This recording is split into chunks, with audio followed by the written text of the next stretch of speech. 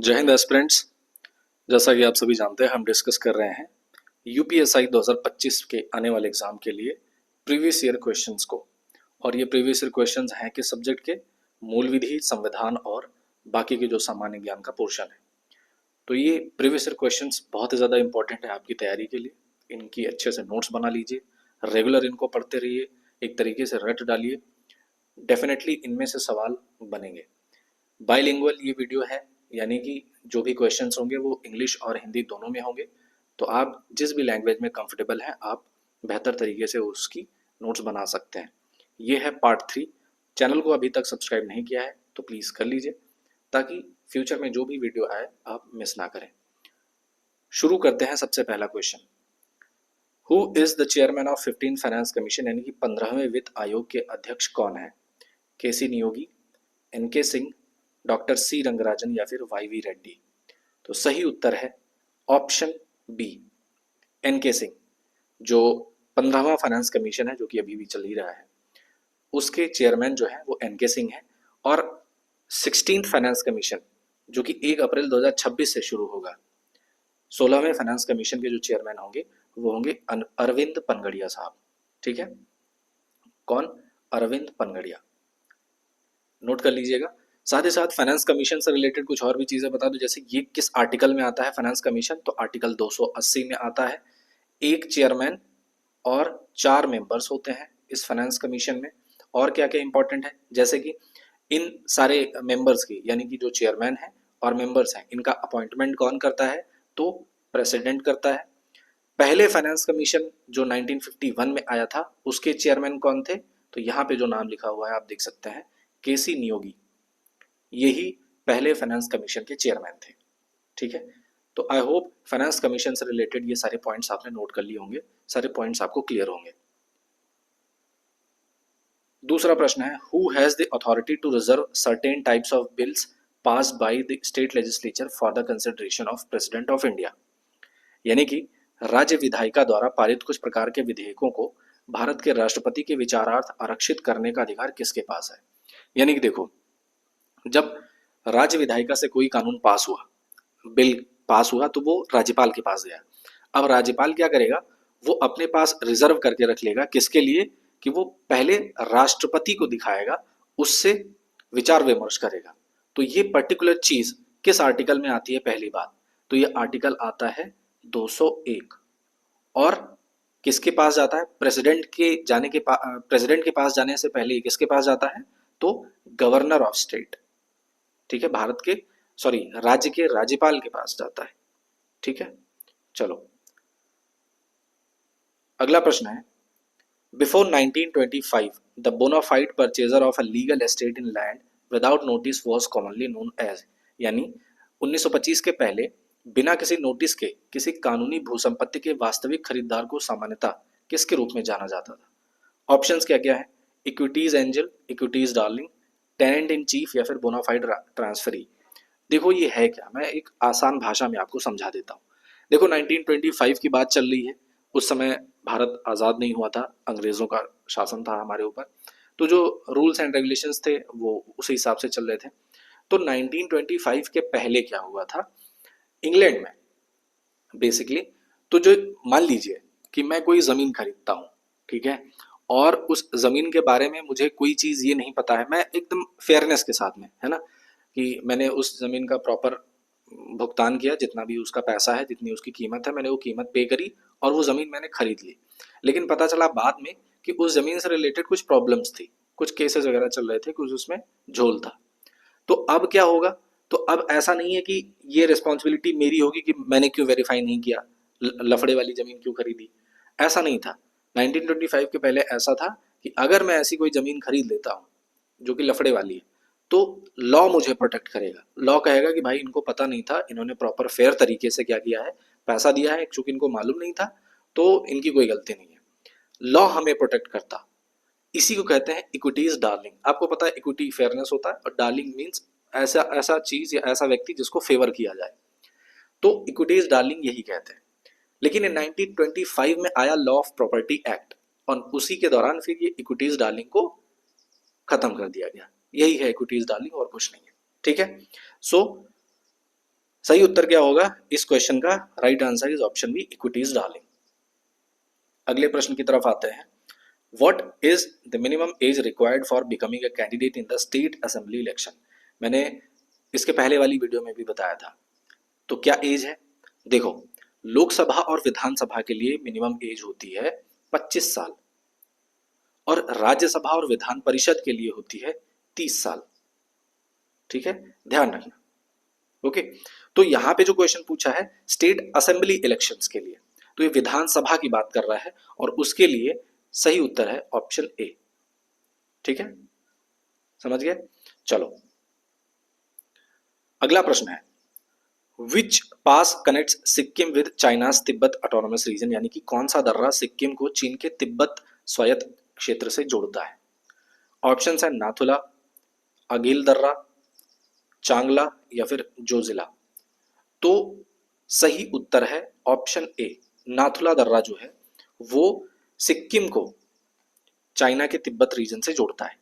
अच्छा, बाकी के जो दर्रे लिखे हुए हैं जैसे कि अगिल दर्रा ये आपको मिलेगा लद्दाख में, चांगला ये भी लद्दाख में मिलेगा, जोजिला ये आपको मिलेगा JNK में। ठीक है, सिक्किम में और कौन कौन से दर्रे हैं? एक तो नाथुला हो गया, ठीक है, एक है जेलेपला और एक तीसरा है डोंकिया पास। ठीक है, ये पासेस हैं जो कि आपको सिक्किम में मिलेंगे, दर्रे।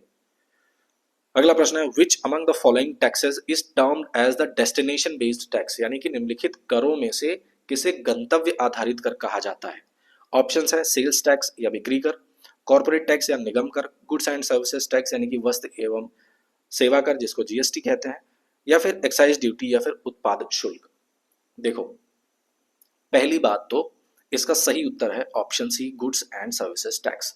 अब आपको पता होना चाहिए कि डेस्टिनेशन बेस्ड टैक्स यानी कि गंतव्य आधारित कर क्या होता है।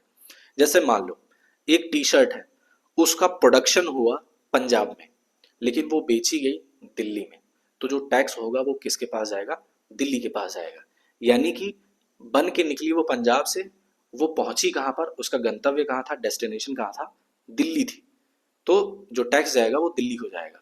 इसी को कहते हैं डेस्टिनेशन बेस्ड टैक्स और यही है क्या? GST। ठीक है, चलो आगे बढ़ते हैं। अगला प्रश्न है with regard to income tax 1961 DTAA stands for, यानी कि इनकम टैक्स 1961 के आधार के संबंध में DTAA का पूर्ण रूप क्या है ना? तो देखो, पहली बात तो इसका फुल फॉर्म पूछा है DTAA का, तो इसका फुल फॉर्म है double taxation avoidance agreement. Option D is the right answer. DTAA का मतलब है डबल टैक्सेशन अवॉइडेंस एग्रीमेंट। अब ये है क्या? तो देखो, इनकम टैक्स एक्ट 1961 में आया था, ये क्लियर हो गया एक पॉइंट। दूसरा DTAA ये होता है, ये एक डील होती है जो कि दो देशों के बीच में साइन की जाती है। मान लो भारत और रशिया के बीच में DTAA साइन हुआ, तो अब मान लो कोई बिजनेसमैन है, उसकी कोई इनकम है, अब वो दोनों देशों में व्यापार कर रहा है, ठीक है, तो टेक्निकली क्या होगा कि दोनों देश उसके ऊपर टैक्स लगाएंगे। जो वहां पे रशियन गवर्नमेंट होगी वो भी टैक्स लगाएगी उसकी इनकम पे, और जो भारत की सरकार है वो भी उसकी इनकम पे टैक्स लगाएगी।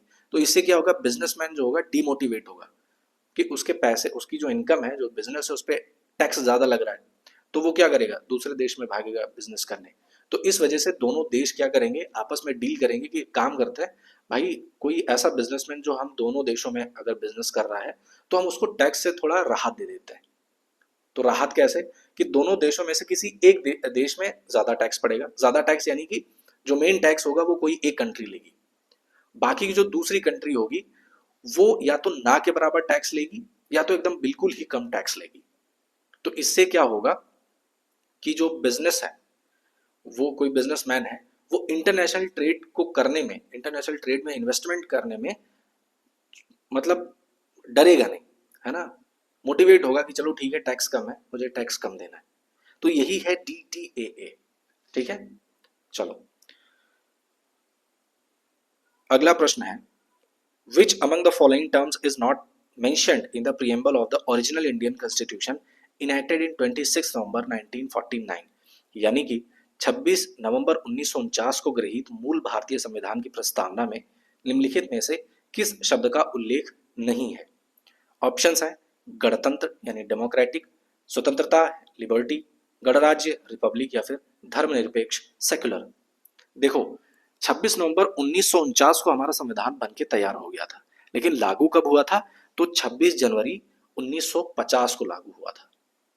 ठीक है, तो देखो जब ये बन के तैयार हुआ था हमारा कॉन्स्टिट्यूशन, तो एक शब्द ऐसा है जो कि उसमें नहीं था।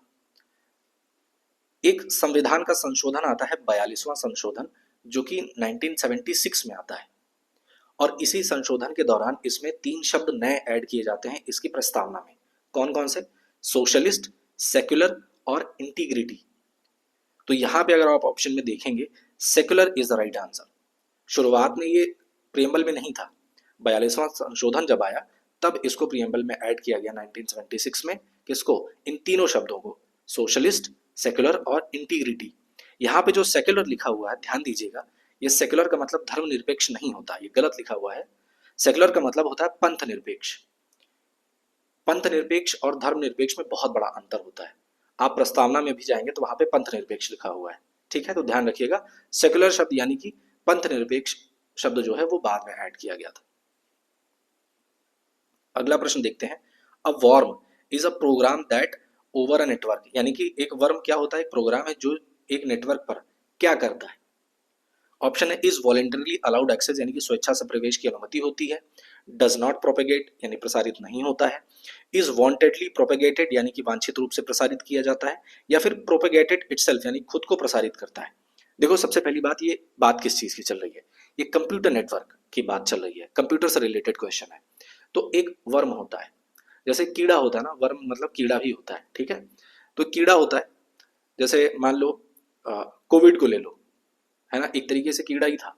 ठीक है, शरीर में चला गया और वो अपने आप को दोगुना तिगुना 4 गुना करता गया, म्यूटेट करता गया अपने आप से ही। तो इसको ऐसे ही कंप्यूटर लैंग्वेज में समझो कि एक वर्म होता है, वो एक तरीके से सिस्टम को करप्ट कर देता है, फाइल्स को करप्ट कर देता है, नेटवर्क में प्रॉब्लम्स क्रिएट करता है, और ये अपने आप ट्रैवल करता है नेटवर्क में, है ना। जब ये एक किसी नेटवर्क सिस्टम, किसी सिस्टम के नेटवर्क में जाता है तो ये ऑटोमेटिक ट्रैवल करता है एक नेटवर्क से दूसरे नेटवर्क पर, और वहां पे वो अपने इफेक्ट्स को दिखाता है। तो ये वही है, यानी कि ये अपने आप प्रोपेगेट करता है, यानी कि प्रोपेगेटेड इटसेल्फ, यानी कि खुद को प्रसारित करता है। And right answer is option D. ठीक, अगला प्रश्न। What is the percentage of carbon present in the form of minerals like carbonates, coal and petroleum in the earth crust, यानी कि भूपर्पटी में कार्बोनेट, कोयला और पेट्रोलियम जैसे खनिजों के रूप में मौजूद कार्बन का प्रतिशत कितना है। बेसिकली सिंपल ऐसा पूछ रहा है कि जो पृथ्वी की सतह है, जो अर्थ क्रस्ट है, यानी कि उसकी जो भूपर्पटी है, उसमें कार्बन की मात्रा कितनी है। ठीक है, तो सही उत्तर है ऑप्शन डी, 0.02%। ठीक है, चलो आगे बढ़ते हैं। अगला प्रश्न है, Which of the following articles of the Indian Constitution provides protection against arrest and detention in certain cases? यानी कि भारतीय संविधान की निम्नलिखित में से कौन सा अनुच्छेद कुछ मामलों में गिरफ्तारी और निरुद्ध के खिलाफ सुरक्षा प्रदान करता है। ऑप्शंस हैं आर्टिकल 22, आर्टिकल 19, आर्टिकल 20 या फिर आर्टिकल 21। तो देखो आर्टिकल 19 के बारे में मैंने इसके पहले वाली वीडियो में प्रॉपर तरीके से बता दिया था। आर्टिकल 19 क्या है? फ्रीडम ऑफ स्पीच के बारे में बात करता है। आर्टिकल 20 क्या है? ये बात करता है protection in respect of conviction for offences. ठीक है, 21 क्या करता है? पर्सनल लिबर्टी और प्रोटेक्शन ऑफ लाइफ के बारे में बात करता है। 21A क्या करता है? एजुकेशन के बारे में बात करता है। आर्टिकल 22 किस बारे में बात करता है? आर्टिकल 22 ही है इसका right answer, option A.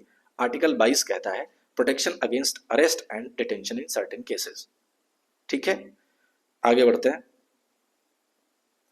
What is the point where energy is released during an earthquake known as? यानी कि उस बिंदु को क्या कहा जाता है जहां भूकंप के दौरान ऊर्जा का निष्कासन होता है। ऑप्शंस हैं एपिसेंटर या अधिकेंद्र, ग्रेविटी सेंटर या गुरुत्व केंद्र, हाइपोसेंटर या अवकेंद्र, टेक्टोनिक सेंटर या फिर विवर्तनिक टेक्टोनिक केंद्र। तो सही उत्तर है ऑप्शन सी, हाइपोसेंटर। देखो मान लो ये अर्थ है, ठीक है, और ये कोई जगह है जहां पे मान लो प्लेट टेक्टोनिक्स हुआ और यहाँ से एनर्जी निकली, ठीक है, भूकंप की जो तरंगे हैं वो यहाँ से निकली, तो यही होगा क्या, हाइपोसेंटर, इसको फोकस भी कहा जाता है।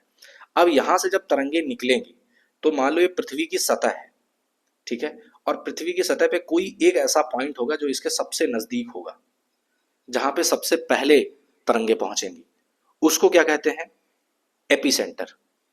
ठीक है, पृथ्वी की सतह पे सबसे नजदीकी पॉइंट जहां पे सबसे पहले अर्थक्वेक यानी कि भूकंप की तरंगे पहुंचती हैं उसको एपिसेंटर यानी कि अधिकेंद्र कहा जाता है। अगले क्वेश्चन की तरफ बढ़ते हैं। In the British revenue records of Indian territory, mahal is a revenue state which may be, यानी कि भारतीय क्षेत्र के ब्रिटिश राजस्व रिकॉर्ड में महाल एक राजस्व भूसंपत्ति है जो क्या हो सकती है, तो ए विलेज और ए ग्रुप ऑफ विलेज, यानी कि एक गांव या गांवों का समूह, अ सिंगल विलेज ओनली, केवल एक गांव, अ लार्ज एरिया ऑफ प्रोविंसी, यानी कि एक प्रांत का एक बड़ा क्षेत्र, या फिर लैंड ऑफ वेल्दी इंडिविजुअल्स, यानी धनी व्यक्तियों की भूमि। तो सही उत्तर है ऑप्शन ए विलेज और अ ग्रुप ऑफ विलेज। देखो, महल जो था बेसिकली एक रेवेन्यू स्टेट हुआ करता था ब्रिटिश इंडिया में। रेवेन्यू रिकॉर्ड्स जो होते थे यहाँ से निकाले जाते थे। अब ये महल जो था ना वो एक या तो एक गांव होता या फिर कुछ गांवों का समूह होता, ठीक है, और यहीं पे ही एक सिस्टम डेवलप किया गया था, महलवाड़ी सिस्टम, है ना, तकरीबन 1822 के दौरान। और इसको किसके द्वारा लाया गया था ये भी क्वेश्चन कई बार एग्जाम में पूछा जाता है, यानी महलवाड़ी सिस्टम का रिकमेंडेशन किसने किया था। तो सही उत्तर है, लिख लीजिएगा, हॉल्ट मैकेंजी। ठीक है, हॉल्ट मैकेंजी थे जिन्होंने इसको लाया था। ठीक, अगला प्रश्न है, who is the first chairperson of the national human rights commission, NHRC के पहले चेयरमैन कौन है। ऑप्शंस हैं justice J S. Verma, justice Ranganath Mishra, justice K G. Balakrishnan, या फिर जस्टिस ए.एस. आनंद।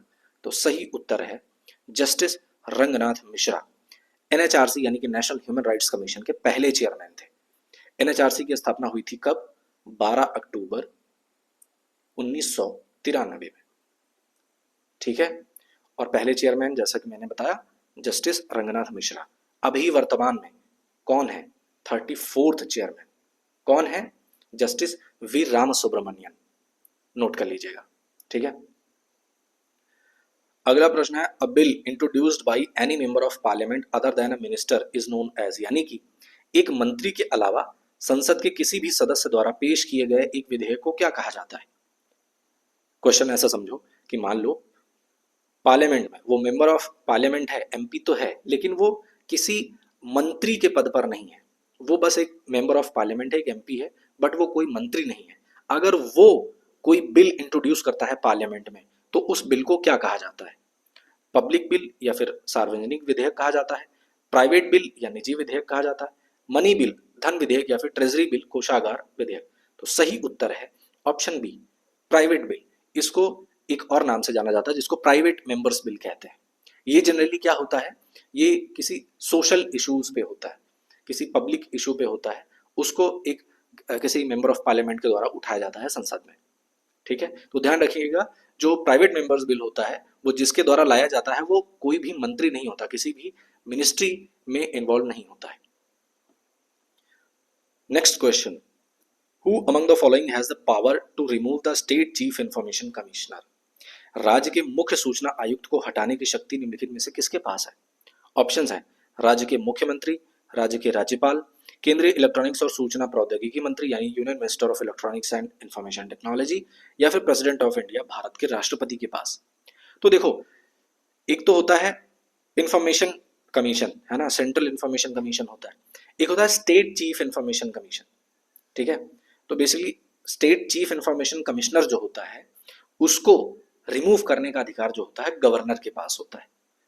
देखिए, एक चीज हमेशा ध्यान रखिएगा कि स्टेट की जितनी लगभग जो डिसीजंस होते हैं वो मेनली किसके पास जाते हैं, गवर्नर के पास। जैसे मैंने बताया था ना, सेंटर में प्रेसिडेंट होता है और स्टेट में गवर्नर होता है। तो स्टेट चीफ इंफॉर्मेशन कमिश्नर को हटाने का जो पावर है वो गवर्नर के पास होता है। ठीक है, और वर्तमान में जो उत्तर प्रदेश के चीफ इंफॉर्मेशन कमिश्नर है वो कौन है, राजकुमार विश्वकर्मा। ठीक है, नोट कर लीजिएगा।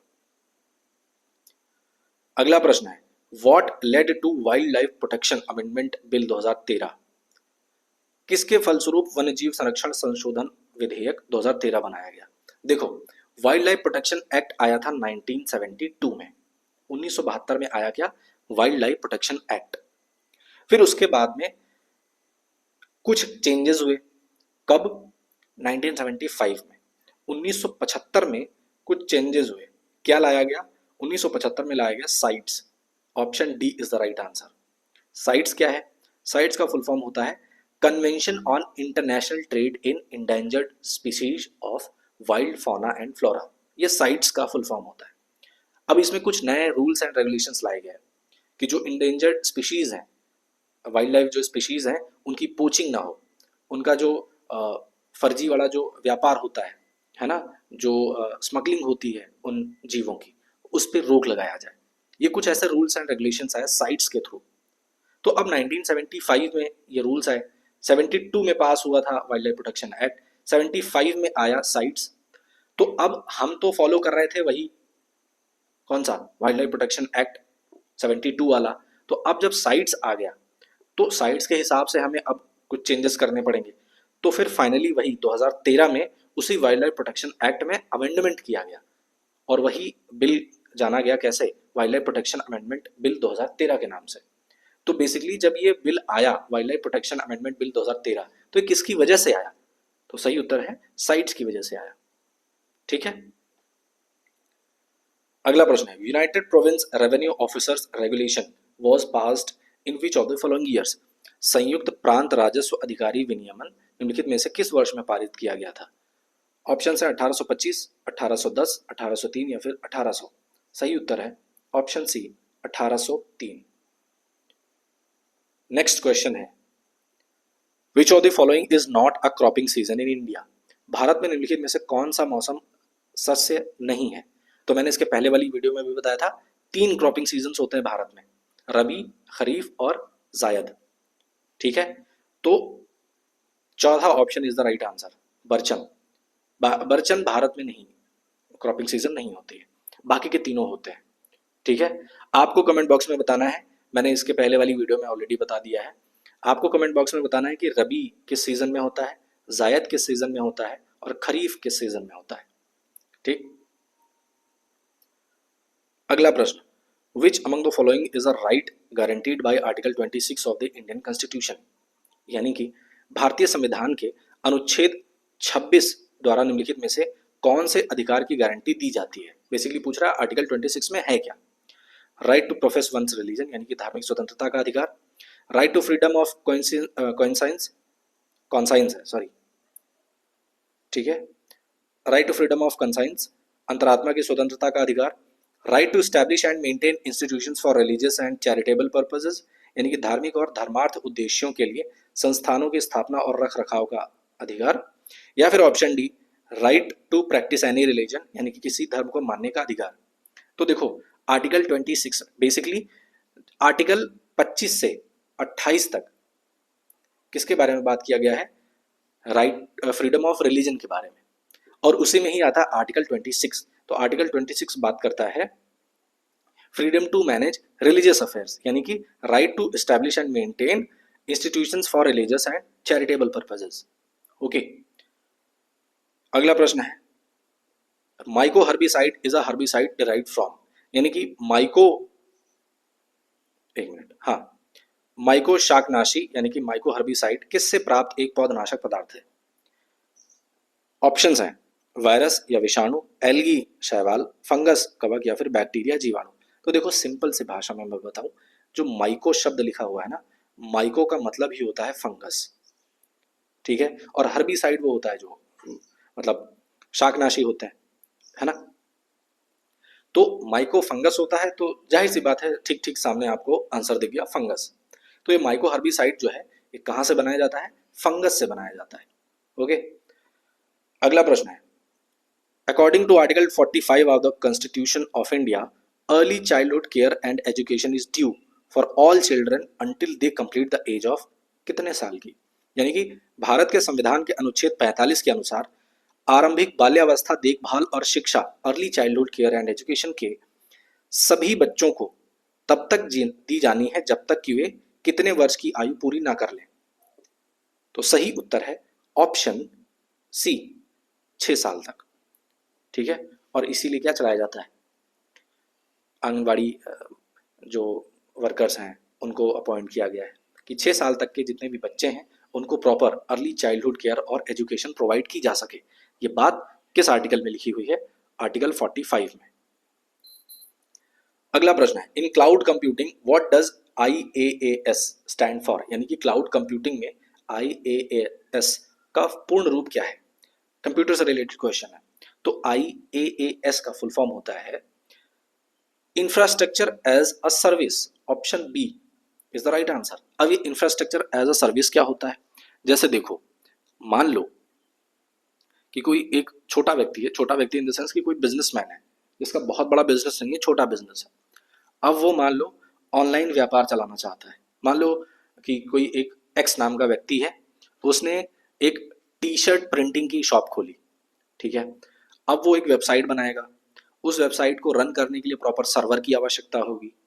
तो या तो वो अपना सर्वर खुद से क्रिएट करे, अपने सर्वर पे सारी चीज़ें करे, उसका जो डेटा है वो खुद से मैनेज करे, या तो वो सर्वर्स कहीं और से ले ले। फॉर एग्जाम्पल, जैसे होता ना कि कुछ कंपनीज होती हैं कि या तो एक तो उनका खुद का मेल होता है। फॉर एग्जाम्पल, जैसे अगर कोई अमेजोन में काम कर रहा है तो अमेजोन का जो एम्प्लॉय होगा उसका ईमेल आईडी xyz@amazon.com होगा, है ना। लेकिन कुछ एम्प्लॉय ऐसे होंगे, मतलब कुछ ऐसे बिजनेसमैन होंगे जिनका खुद का अपना सर्वर होगा नहीं, तो सर्वर किससे ले लेंगे, गूगल से ले लेंगे, है ना। तो उनकी ईमेल आईडी पे जो डोमेन रहेगा वो गूगल का ही रहेगा। तो बेसिकली इसमें क्या कर रहे हैं कि जो छोटा बिजनेसमैन है वो सर्विस को, यानी कि जैसे सर्वर हो गया, डेटा सेंटर वगैरह हो गया, तो इनको वो उधार ले रहा है। किससे ले रहा है, किसी एक बड़ी कंपनी से जो कि सर्वर वगैरह प्रोवाइड करवाती है। ठीक है, तो उसी को IaaS कहा जाता है, यानी कि infrastructure as a service.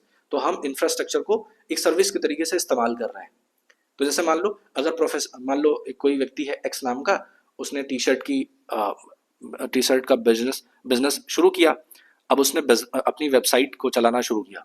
Website को चलाने के लिए सर्वर की आवश्यकता है, उसके पास खुद का सर्वर नहीं है, तो वो डोमेन किससे ले लेगा, जीमेल से ले लेगा, गूगल से ले लेगा, है ना।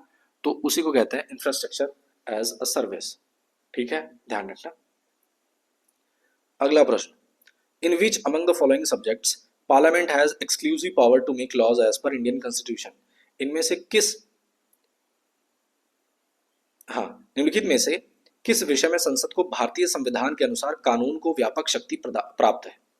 देखो, ये बेसिकली क्वेश्चन पूछा है, पता है किससे, लिस्ट से। देखो, 7वें शेड्यूल में, 7th शेड्यूल में 3 लिस्ट्स हैं। कौन कौन सी, यूनियन लिस्ट, स्टेट लिस्ट और कॉन्करेंट लिस्ट, जिसको हिंदी में कहते हैं केंद्रीय सूची, राज्य सूची और समवर्ती सूची। तो जो केंद्र की सूची के सब्जेक्ट्स होते हैं उन पे कानून कौन बनाता है, केंद्र सरकार बनाती है। राज्य सूची पे कानून बनाती है राज्य सरकार। समवर्ती सूची पे दोनों कानून बनाते हैं, यानी कि केंद्र सरकार भी और राज्य सरकार भी। लेकिन कुछ ऐसे सब्जेक्ट्स होते हैं जो कि इन तीनों लिस्ट में नहीं होते, और उन सब्जेक्ट्स को कहा जाता है रेसिड्यूरी सब्जेक्ट्स। ठीक है, तो ऐसे सब्जेक्ट्स पे कौन कानून बनाएगा, तो पार्लियामेंट के पास पावर होती है कि रेसिड्यूरी सब्जेक्ट्स पे कानून बनाए। और ये किस आर्टिकल में कहा गया है, आर्टिकल 248 में कहा गया है, आर्टिकल 248 में।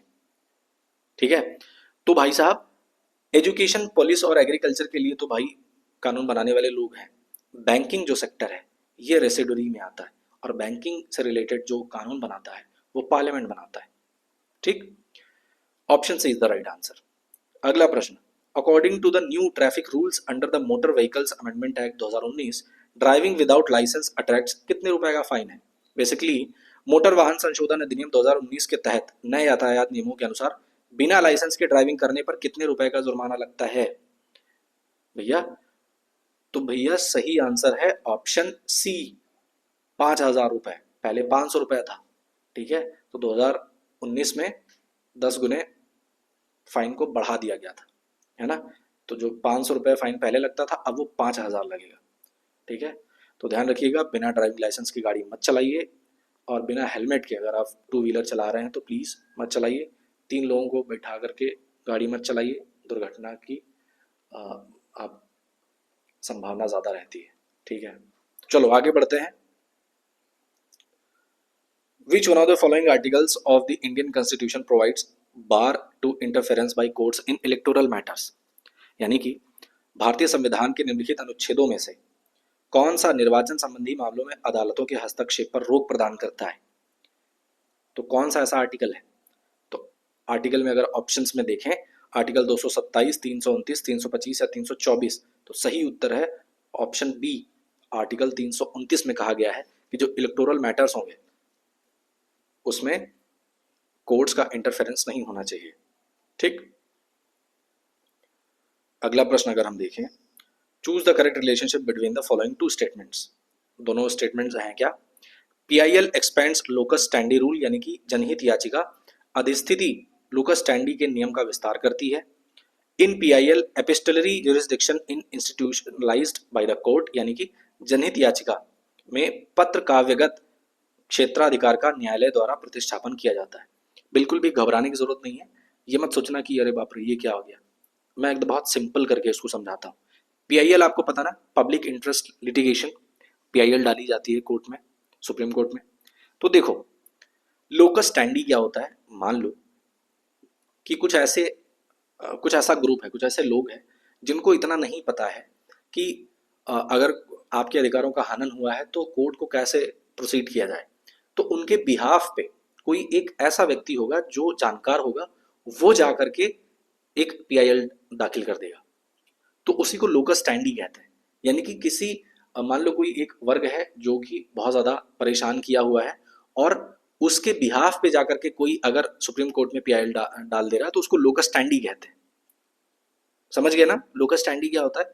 तो PIL expands locus standi rule, तो हाँ पीआईएल में लोकस स्टैंडी रूल लगता है। यानी कि पीआईएल दाखिल करने के लिए जरूरी नहीं कि जिसके साथ प्रॉब्लम हुई है वही जाए, उसके बिहाफ पे भी, उसके बदले में भी उसकी तरफ से कोई भी जा करके पीआईएल दाखिल कर सकता है। इसी को लोकस स्टैंडी कहते हैं। तो बिल्कुल पहला ऑप्शन सही है ना? पीआईएल जो है जनहित याचिका अधिस्थिति के नियम का विस्तार करती है, पहला तो सही है। दूसरा क्या है? In PIL epistolary jurisdiction in institutionalized by the court, ये इन नहीं है, इज है। तो in PIL epistolary jurisdiction is institutionalized by the court, यानी कि जनहित याचिका में पत्र काव्यगत क्षेत्राधिकार का न्यायालय द्वारा प्रतिष्ठापन किया जाता है। अब ये एपिस्टलरी ज्यूरिसडिक्शन क्या होता है? देखो पहली बात तो अगर कोई आपको केस करना है मान लो सुप्रीम कोर्ट में, तो उसके लिए प्रॉपर एक नियम होता है ना, वकील वगैरह करना, और मतलब एक फॉर्मेलिटी होती है, लंबी चौड़ी होती है जो कि पता होना चाहिए, एक वो तरीका होता है। अब जरूरी तो है नहीं कि सबको वो तरीका मालूम हो, है ना? कुछ ऐसे लोग होंगे जिनकी इतनी शिक्षा नहीं होगी, जिनको नहीं पता होगा कि कोर्ट को कैसे अप्रोच करना है, कोर्ट के क्या क्या नियम होते हैं, कौन कौन से डॉक्यूमेंट्स लगाने हैं, कैसे केस फाइल करना है। बहुत सारे ऐसे लोग हैं भारत में जिनको नहीं पता है क्या करें। तो ऐसे लोगों के लिए अगर कोई एक सामान्य सा अगर कोई लेटर भी लिख करके जाएगा ना, एप्लीकेशन लेकर के, तो उसकी बात को सुना जाएगा। लेकिन कैसी? इंपॉर्टेंट बात होनी चाहिए, फंडामेंटल राइट्स का हनन अगर उसमें हो रहा हो तो बिल्कुल वो बात सुनी जाएगी। फॉर एग्जाम्पल कि एक कोई गांव है, ठीक है, और उस गांव में मान लो 10-12 साल के बच्चे हैं, और वो 10-12 साल के बच्चे कहाँ जा रहे हैं? किसी एक फैक्ट्री में जा रहे हैं, केमिकल फैक्ट्री में, और वहां पे वो काम कर रहे हैं। तो अकॉर्डिंग टू लॉ ये तो इलीगल है ना? जो बच्चे हैं वो किसी डेंजरस प्लेस पे काम नहीं कर सकते हैं, ये इलीगल है। तो अब ये धड़ल्ले से चल रहा है, तो कोई एक ऐसा आदमी होगा जो ये देखेगा कि भाई ये तो गलत बात है, तो वो उनकी तरफ से जाकर के पीआईएल दाखिल कर सकता है। ये लोकस स्टैंडी हो गया। लेकिन अब उन्हीं बच्चों में से किसी एक का पिता जो थोड़ा जागरूक हो गया, वो बोला कि यार ये तो गलत है, बच्चों का काम करना ठीक नहीं है, और ये ज़बरदस्ती मतलब पैसे के लिए ज़बरदस्ती करना पड़ रहा है और करवाया जा रहा है, मान लो कोई प्रेशर दे करके करवा रहा है कोई। तो ऐसे में गांव का कोई एक जागरूक व्यक्ति होगा, वो एक एप्लीकेशन लिखेगा, एप्लीकेशन लिख करके जाएगा सीधे कोर्ट, सुप्रीम कोर्ट, और कहेगा कि सर देखिए हमारे राइट्स का हनन हो रहा है, और यहाँ पे इस पर्टिकुलर गांव में बच्चों को के हार्मफुल केमिकल फैक्ट्री में ज़बरदस्ती काम करवाया जा रहा है। तो कोर्ट क्या करेगी? ये नहीं कहेगी कि आप प्रॉपर केस फाइल करो, जाओ प्रॉपर एक वकील हायर करो और केस फाइल करो, नहीं, कोर्ट उसी एक एप्लीकेशन पे ही, वो एक A4 साइज का जो लेटर लिखा होगा ना, उसी पे ही तुरंत उस केस को सुनवाई शुरू कर दी जाएगी। तो ये होता है एपिस्टलरी ज्यूरिसडिक्शन। एपिस्टलरी ज्यूरिसडिक्शन में यही सब आता है, चाहे वो एप्लीकेशन के थ्रू गया हो या कोई न्यूज़पेपर कटिंग वगैरह भी लेकर के गया हो, कोई पोस्टेज लेकर के गया हो, तो उसकी बात को सुना जाएगा। इसी को एपिस्टलरी ज्यूरिसडिक्शन कहा जाता है। और ये कौन करता है? कोर्ट करता है। ठीक है, तो दोनों ऑप्शन सही हैं। Option A is also the right answer and option B is also the right answer. तो सही उत्तर कौन सा होगा? Option A and B are correct, दोनों सही हैं। आई होप ये पूरा पीआईएल से रिलेटेड ये एपिस्टलरी ज्यूरिसडिक्शन और लोकस स्टैंडी आपको समझ में आ गया होगा। अगला question, as per the census 2011 which union territory has the lowest population density in India? 2011 की जनगणना के अनुसार कौन से केंद्र शासित प्रदेश का जनसंख्या घनत्व तो भारत में सबसे कम है? केंद्र शासित प्रदेश की बात की जा रही है, अंडमान एंड निकोबार आइलैंड्स, पुडुचेरी, लक्षद्वीप या फिर चंडीगढ़। तो देखो, जो लोएस्ट यानी कि सबसे कम पॉपुलेशन डेंसिटी वाला जो यूनियन टेरिटरी है वो है अंडमान एंड निकोबार। ठीक है, अब इससे रिलेटेड कुछ और एक्स्ट्रा पॉइंट्स देख लेते हैं। जैसे ये तो लोएस्ट था, हाईएस्ट पॉपुलेशन डेंसिटी वाला कौन सा यूटी है? तो दिल्ली है। ठीक है, अब हम बात कर लेते हैं स्टेट की। ये तो यूटीज थे, स्टेट में लोएस्ट पॉपुलेशन डेंसिटी किसकी है? अरुणाचल प्रदेश की है। और हाईएस्ट पॉपुलेशन डेंसिटी किसकी है? बिहार की। ठीक, नोट कर लीजिएगा।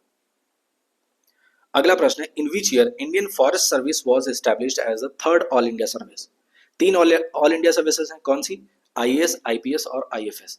तो कह रहा है कि किस सन में भारतीय वन सेवा की तीसरी अखिल भारतीय सेवा के रूप में स्थापित किया गया था?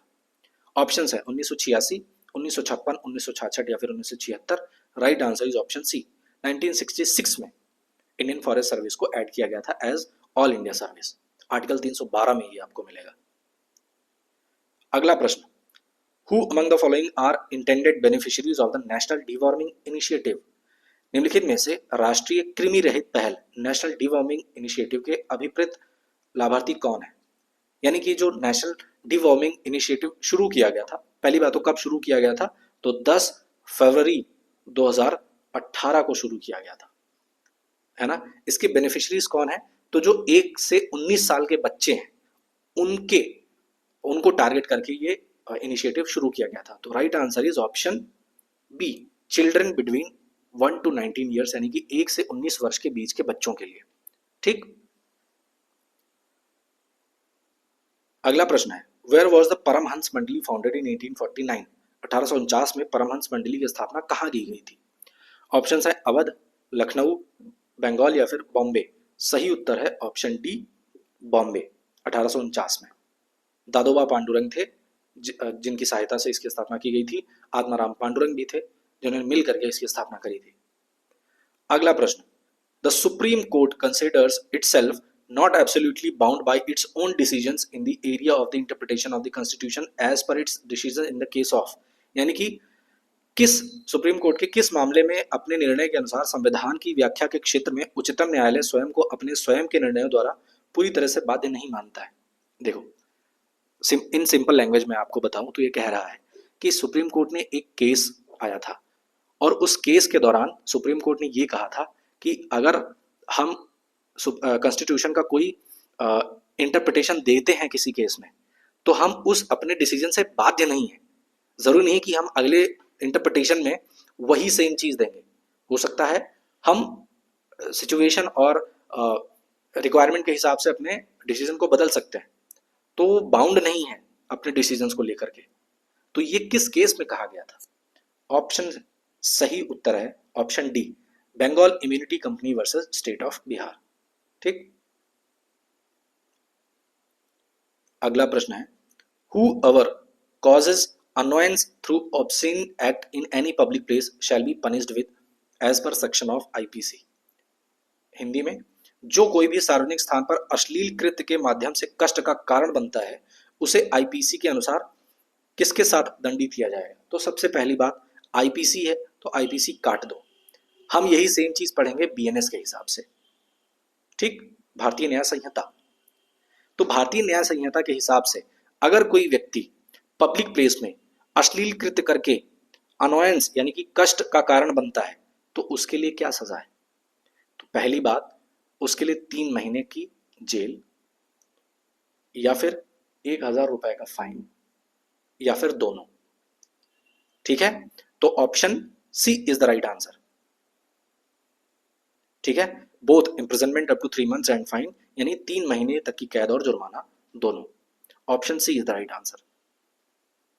ठीक है, अगला प्रश्न, who led the Veerashaiva tradition और the Lingayat movement in Karnataka during the 12th century? यानी कि 12वीं शताब्दी के दौरान कर्नाटक में वीरशैव परंपरा या लिंगायत आंदोलन का नेतृत्व किसने किया था? ऑप्शंस हैं बसवन्ना, सुंदरा, संबंधधरा मतलब संबधरा और चिन्नम्मा। तो सही उत्तर है ऑप्शन ए, बसवन्ना। अगर हम बात करें वीरशैव ट्रेडिशन, जिसको लिंगायत मूवमेंट भी कहा जाता है, तो कर्नाटक में 12वीं शताब्दी के दौरान इसको शुरू किया गया था, बसवन्ना ने शुरू किया था। बसवन्ना कौन थे? तो कलचुरी एक डायनेस्टी थी, एक राजवंश था, उसी के एक राजा थे। कौन? बिज्जल। ठीक है, बिज्जल राजा थे, उन्हीं के दरबार में ये मंत्री थे बसवन्ना, उन्होंने ही इस मूवमेंट की शुरुआत करी थी। अगला प्रश्न है, the fundamental duties are inserted into Indian constitution as part of which of the following constitutional amendment acts? यानी कि मौलिक कर्तव्यों को भारतीय संविधान में निम्नलिखित में से किस संवैधानिक संशोधन अधिनियम के हिस्से के रूप में जोड़ा गया है? ऑप्शंस हैं 52वां, 54वां, 44वां या फिर 42वां। तो देखो, फंडामेंटल ड्यूटीज को 42वें संशोधन 1976 से ऐड किया गया था। तो पहली बात, तो सही उत्तर क्या है? Option D, 42nd constitutional amendment 1976 act आया था, और उसी के दौरान स्वर्ण सिंह समिति के रिकमेंडेशन से फंडामेंटल ड्यूटीज को कॉन्स्टिट्यूशन ऑफ इंडिया में ऐड किया गया। कौन कौन से? पार्ट 4 ए, पार्ट 4 ए को ऐड किया गया, आर्टिकल 51 ए इसी में रखा गया। तो फंडामेंटल ड्यूटीज किस आर्टिकल में आती है? आर्टिकल 51 ए में आती है। तो शुरुआत में 10 फंडामेंटल ड्यूटीज ही थी, लेकिन बाद में एक और जोड़ी गई। कब जोड़ी गई? वो एक नया कॉन्स्टिट्यूशनल अमेंडमेंट एक्ट का आया, 86th अमेंडमेंट एक्ट। कब? 2002 में आया। और उसमें क्या कहा गया कि भैया 6 से 14 साल तक के जो बच्चे हैं, उनकी जो एजुकेशन है फ्री ऑफ कॉस्ट होनी चाहिए। ठीक है, और पेरेंट्स की भी ये रिस्पॉन्सिबिलिटी बनती है, उनकी ड्यूटी है कि वो अपने बच्चों को एजुकेशन दे। तो ये किस में कहा गया था? 86th constitutional amendment act 2002। ठीक, आगे बढ़ते हैं। अगला प्रश्न, who is considered as the father of modern Hindi literature? आधुनिक हिंदी साहित्य का जनक किसे कहा जाता है, किसे माना जाता है? ऑप्शन है भारतेंदु हरिश्चंद्र, हरिवंश राय बच्चन, सूरदास या फिर मिर्जा गालिब। तो सही उत्तर है ऑप्शन ए, भारतेंदु हरिश्चंद्र। इनकी कुछ रचनाएं हैं, कौन कौन सी? भारत दुर्दशा, अंधेर नगरी, 3 प्रश्न, दुर्लभ बंधु, ये 4 रचनाएं हैं। नोट कर लीजिएगा, पूछ सकता है। ठीक, आपने वो स्कूल में कहानी सुनी होगी, अंधेर नगरी, चौपट राजा, टकेसेर भाजी, टकेसेर खाजा। ये कहानी भारतेंदु हरिश्चंद्र जी की ही लिखी हुई है। अच्छा, भारतेंदु है क्या? इनको एक टाइटल दिया गया था, इनका ओरिजिनल में नाम तो हरिश्चंद्र है, भारतेंदु टाइटल दिया गया था काशी में इनको। तो भारतेंदु को अगर हम संधि विच्छेद करेंगे तो भारत और इंदु, तो इंदु कहते हैं चंद्रमा को, यानी कि जो भारत के चंद्रमा है हरिश्चंद्र, उन्हीं को भारतेंदु हरिश्चंद्र कहा गया। अगला प्रश्न, who is present CEO of Facebook as of January 2021? जाहिर सी बात है 2021 का क्वेश्चन है, उस समय जो एसआई का पेपर हुआ था उसमें पूछा गया था, बट आज के लिए भी रेलेवेंट इसलिए है क्योंकि आज भी हम मान लो पूछ ले। हालांकि है तो बहुत इजी सा क्वेश्चन, सबको पता है, बट मुझे लगा कि डाल देना चाहिए। तो अभी वर्तमान में भी जो उस टाइम पे थे अभी भी वही हैं। कौन? Mark Zuckerberg. इन्होंने अब कंपनी का नाम चेंज कर दिया है, क्या है? मेटा। अब उसी वो जो पेरेंट कंपनी है मेटा, उसी के अंतर्गत ये सारे आते हैं। क्या? फेसबुक, इंस्टाग्राम, व्हाट्सएप, ये सब मेटा के ही अंतर्गत आते हैं। जैसे गूगल है, यूट्यूब है, जीमेल है, ये सब किसके अंतर्गत आते हैं? तो इनकी पेरेंट कंपनी है अल्फाबेट। ठीक है, चलो अगला प्रश्न, which is the forum that brings together 12 European union member states between the Adriatic sea, Baltic sea and Black sea? वह कौन सा फोरम है जो एड्रियाटिक सागर, बाल्टिक सागर और काला सागर के बीच के यूरोपीय संघ के 12 सदस्यों को एक साथ लाता है। यानी कि यूरोपियन जो यूनियन है, EU, यूरोपियन यूनियन के 12 सदस्य जो देश हैं, उन 12 देशों को एक और फोरम है जिस फोरम में वो एक साथ आते हैं, उसको क्या कहा जाता है? तो सही ऑप्शन अगर हम देखें, यूरोपियन काउंसिल या फिर यूरोपियन यूनियन या 3 सीज इनिशिएटिव या फिर इंटरनेशनल मैरीटाइम ऑर्गेनाइजेशन, तो सही उत्तर है 3 सीज इनिशिएटिव यानी कि 3SI। अब इसको याद करना बहुत आसान है। 3 सीज यानी कि सी समुद्र हो गया, 3 तो 3 समुद्रों का इनिशिएटिव। तो 3 समुद्र वो कौन कौन से हैं? एड्रियाटिक सी, बाल्टिक सी और ब्लैक सी। तो इन तीनों 3 सीज इनिशिएटिव के अंतर्गत ये 12 सदस्य आते हैं। तो ये 12 सदस्य हैं कौन से? ये यूरोपियन यूनियन के मेंबर्स हैं। ठीक है, चलो अगला प्रश्न। The composition of the district planning committee is determined by. तो ये जो डिस्ट्रिक्ट प्लानिंग कमेटी होता है, इसका कंपोजिशन कौन करता है? यानी कि जिला योजना समिति की संरचना निम्न में से किसके द्वारा निर्धारित की जाती है? ऑप्शंस हैं chief justice of the high court यानी उच्च न्यायालय के मुख्य न्यायाधीश, स्टेट लेजिस्लेचर या राज्य विधायिका, गवर्नर ऑफ द स्टेट यानी कि राज्य के राज्यपाल, या फिर डिस्ट्रिक्ट कलेक्टर या जिला समाहर्ता कलेक्टर। तो सही उत्तर है स्टेट लेजिस्लेचर यानी कि जिसको राज्य विधायिका कहते हैं। तो जो डिस्ट्रिक्ट प्लानिंग कमेटी का कंपोजिशन होता है वो कौन करता है? स्टेट लेजिस्लेचर यानी कि राज्य विधायिका करती है। तो ये थे इंपॉर्टेंट क्वेश्चंस जो कि प्रीवियस ईयर क्वेश्चंस थे, पूरी तरीके से यूपीएसआई के लिए इंपॉर्टेंट। आई होप आपको समझ में आया होगा। अगर आपने वीडियो यहाँ तक देखा है तो thank you so much for watching. कोई भी सुझाव हो, सलाह हो, कमेंट बॉक्स में लिखिएगा। जो भी क्वेश्चंस मैंने पूछे हैं उनको कमेंट बॉक्स में ज़रूर लिखिए। वीडियो अगर पसंद आई है तो वीडियो को लाइक करिएगा, चैनल को सब्सक्राइब करिए, अपने दोस्तों को भी शेयर करिए। मिलते हैं नेक्स्ट वीडियो में, तब तक के लिए ध्यान रखिए। जय हिंद।